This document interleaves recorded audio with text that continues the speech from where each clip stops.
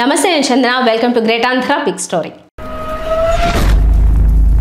ఏపీలో తెలుగుదేశం జనసేన బీజేపీ కూటమి ప్రభుత్వం అధికారంలోకి వచ్చాక ఎన్నికల ముందు ఇచ్చిన హామీలో ఏదైనా అమలైందని చెప్పుకోవడానికి ఉందా అంటే అది పెన్షన్ల పెంపు హామీ. తమకు అధికారం ఇస్తే వృద్ధాప్య పెన్షన్ మొత్తాన్ని పెంచుతామని చంద్రబాబు, పవన్ కళ్యాణ్ తమ ప్రచారంలో చెప్పారు. దీంతో పాటు చాలా కబుర్లు చెప్పారు.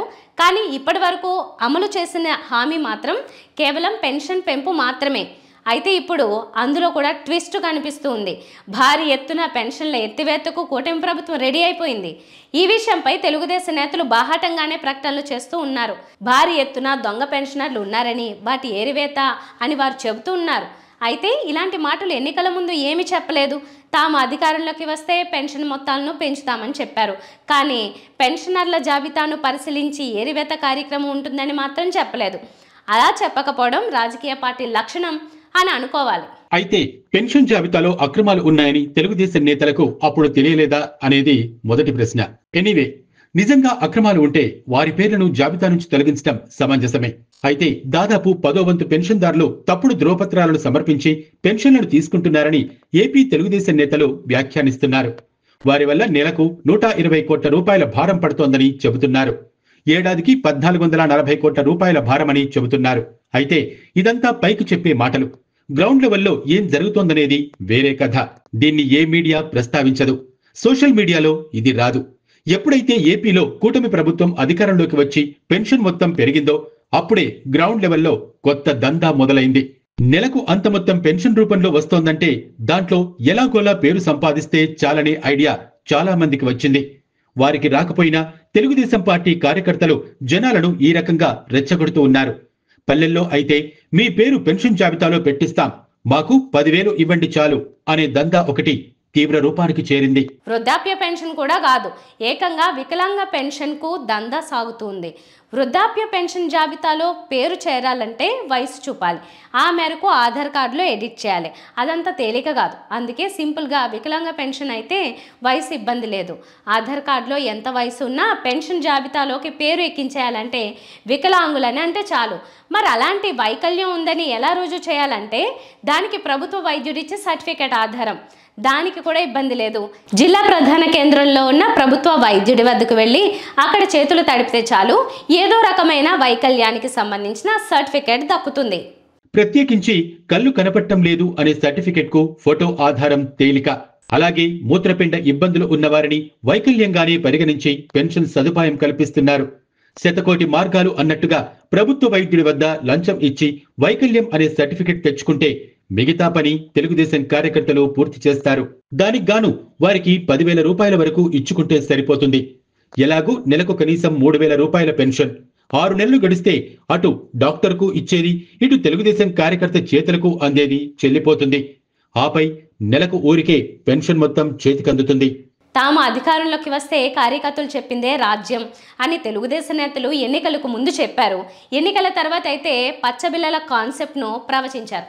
కాబట్టి పెన్షన్ జాబితాలో ఎవరి పేరు ఉండాలి, ఎవరి పేరు ఉండకూడదు అనే దానికి ప్రాతిపదిక కేవలం తెలుగుదేశం కార్యకర్తలు చెప్పిందే తప్ప ఇంకో లెక్కాపత్రం లేదు. అడిగేవారు ఉండరు, అడ్డుకునేవారు ఉండరు. మండల స్థాయిలో ఎంఆర్ఓలను కూడా గ్రామాల్లోకి 2-3 ఓట్లు కూడా వేయించలేని తెలుగుదేశం కార్యకర్తలు శాసించే పరిస్థితి ఉంది ఇప్పుడు. దీనికి రాష్ట్రంలో ఏ ప్రాంతం మినహాయింపు కాదు. రాయలసీమలో తెలుగుదేశం ఉనికి లేని ఊర్లలో ఆ పార్టీ జెండా పట్టిన 1-2 కుటుంబాలు ఎంఆర్ఓ నిర్ణయాలను కూడా శాసిస్తూ ఉన్నాయి. అనంతపురం జిల్లాలో ఒక ఊర్లో తమ పొలం పక్కగా వెళ్లే వివిధ రైతులకు చెందిన పొలాలకు దారిని ఒక కుటుంబం మూసేసింది. అది వారిపై పక్కగా ఉన్న 70-80 ఎకరాలకు వెళ్లే దారి. చాలా మంది రైతులు శతాబ్దాల నుంచి వాడుకుంటున్న దారి. వారికి అది తప్ప మరో మార్గం లేదు. చాన్నాళ్లుగా ఆ దారిని తమ పొలంలో కలిపేసుకోవాలని ఆ కుటుంబం లెక్కలేసింది. మ్యాపుల్లో ఆ దారిని చూపలేదనే సాకుతో ఆ ఊర్లో ఉన్న ఏకైక తెలుగుదేశం కార్యకర్త అండతో ఆ దారిని మూసేశారు. అదేంటని మిగతా రైతులు, సాటి రైతులు అడిగితే దిక్కున్న చోటకు వెళ్లి చెప్పుకోమన్నారు. దీంతో పంటలు సాగు చేసిన రైతులు వెళ్లి ఎంఆర్ఓకు ఫిర్యాదు చేశారు. ఇలాంటి వివాదాలపై సుప్రీంకోర్టు స్థాయిలో తీర్పు ఉంది. వ్యవసాయ భూములకు దారి అనేది ఎప్పటికీ సమస్యగా మారకూడదని, అన్నదమ్ముల పొలం పంపిణీలో కావచ్చు, గ్రామం మ్యాపుల్లో లేకపోయినా అప్పటికే వినియోగంలో ఉన్న దారులను మూసివేయటానికి కానీ, భూముల భాగాల తర్వాతపై పక్కాగా వారికి దారిని వదలం అనడానికి కానీ వీల్లేదని సర్వోన్నత న్యాయస్థానం ఎప్పుడో స్పష్టం చేసింది. దీనిపై ప్రత్యేకంగా కోర్టు విచారణలు అక్కర్లేదని, ఎగువ వైపున వ్యవసాయం చేసేవారికి దారి అనేది చట్టబద్ధమైన హక్కు అని న్యాయస్థానం దేశానికి ఒక తీర్పునిచ్చింది. దీంతో ఇలాంటి వివాదాలను రెవెన్యూ ఆఫీస్ వారు పరిష్కరించడానికి మార్గం ఏర్పడింది. ఈ వివాదాన్ని బట్టి చూస్తే శతాబ్దం పైకాలం నుంచి వాడుకలో ఉన్న దారి కాబట్టి మ్యాపుతో సంబంధం లేకుండా పైపక్కన పొలాలను కలిగిన రైతులకు అనుగుణంగా ఎంఆర్ఓ నిర్ణయం తీసుకోవాలి. అయితే ఎంఆర్ఓ ఆ వివాదంలోకి జోక్యం చేసుకోవడానికి సాహసించలేదంటే ఊర్లో ఒక్కగానొక్క తెలుగుదేశం కార్యకర్త పవర్ ఏమిటో అర్థం చేసుకోవచ్చు. ఆ దారిని మూసేసింది తెలుగుదేశం కార్యకర్త కుటుంబం కాదు. మూసేయడానికి ముందు తెలుగుదేశం కార్యకర్త చేతులను ఆ కుటుంబం తడిపింది. దారిని మూసేస్తే దాదాపు అరెకరం పొలం వారికి పెరుగుతుంది. దారిని కలిపేసుకుంటే మిగతా రైతులకు రోడ్డే లేకుండా పోయినా వారికి పొలం విస్తీర్ణం పెరుగుతుంది. ఈ ప్లాన్తో తెలుగుదేశం కార్యకర్త సాయం అడిగారు. తనకు అందాల్సిందే అందడంలో సదరు కార్యకర్త రంగంలోకి దిగాడు.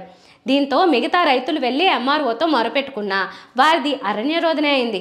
ఆ ఊర్లో తెలుగుదేశం పార్టీకి ఆ కార్యకర్త ఏమీ 10లో ఓట్లు వేయించినోడు కాదు, తన ఇంట్లో ఓట్లు వేయించడమే గొప్ప. అలాంటి కార్యకర్త అడ్డుకుంటేనే ఎంఆర్ఓ కూడా ఊర్లో అడుగు పెట్టలేని పరిస్థితి. ఇది ఇప్పుడు ఏపీలో సాగుతున్న పాలన. వైఎస్ఆర్ కాంగ్రెస్ పార్టీ అధికారంలో ఉన్నప్పుడు ఆ దారి విషయంలో రగడ జరిగితే సచివాలయ ఉద్యోగులు వెళ్లి అక్కడ దారి ఉందని, చట్టపరంగా వారికి వాడుకునే హక్కు ఉందని చెప్పడంతో వివాదం సద్దుమణిగింది. అయితే ఇప్పుడు పచ్చ చొక్కాల కనుసన్నల్లో జరుగుతున్న పాలన ఆఖరికి ఎంఆర్ఓ కూడా అడుగు పెట్టలేని పరిస్థితి. పచ్చబిల్ల పెట్టుకుని వెళ్తే కలెక్టర్ కూడా మీరు చెప్పింది చేసి పంపిస్తాడని ఒక సీనియర్ నేత బాహాటంగా ప్రకటించాక ఇక తెలుగుదేశం కార్యకర్తలు జోక్యం చేసుకున్న వివాదాల్లో ఎంఆర్ఓలు, ఆర్టీఓలు ఏం చేయగలరు? గతంలో తెలుగుదేశం పార్టీకి చెందిన ఒక ఎమ్మెల్యే ఒక ఎంఆర్ఓను ఈడ్చికొట్టాడు. ఇప్పుడు ఊర్లో 4 ఓట్లు వేయించలేని పచ్చ చొక్కా కూడా ఎంఆర్ఓను భయపెట్టగలుగుతున్నాడు. ఇది తెలుగుదేశం పార్టీ అధికారంలోకి వచ్చాక ఈసారికి వచ్చిన పురోగతి. కలెక్టర్లు, ఎంఆర్ఓలు డమ్మీలు అయిపోయారు. ఊర్లో దుప్పటి పంచాయతీలు కూడా చేయలేని వారే ఒక మండల తహసీల్దార్ను నియంత్రిస్తున్నాడంటే ప్రభుత్వ ఉద్యోగుల పరిస్థితి కూడా అంచనా వేయొచ్చు. ఈ వివాదంలో స్థానిక జనసేన నేతను సంప్రదించి ఆయన రాష్ట్ర ప్రధాన కార్యదర్శి కూడా అది న్యాయపరమైన రోడ్డు అని చట్టపరంగా చేయొచ్చని దీనికి గాను తాము ఎకరాకు ఇంత అని సమర్పించుకుంటామని విన్నవించిన ప్రయోజనం దక్కలేదు. పచ్చ చొక్కా తలుచుకుంటే అక్కడ ప్రభుత్వ అధికారి, కూటమి పార్టీలో నేతలు ఇలా ఎవ్వరూ జోక్యం చేసుకోవడానికి వీల్లేదని ఆయన కూడా చేతులెత్తేశారట. మరి ఇలా పరాకాష్ఠకు చేరింది 6 నెలల పాలనా వ్యవహారం. రైతుల పొలాల దారుల వివాదంలోనే ఈ స్థాయిలో ప్రభావితం చేస్తున్నారంటే ఇక పెన్షన్లు, ప్రభుత్వ సంక్షేమ పథకాల గురించి వేరే చెప్పాలా?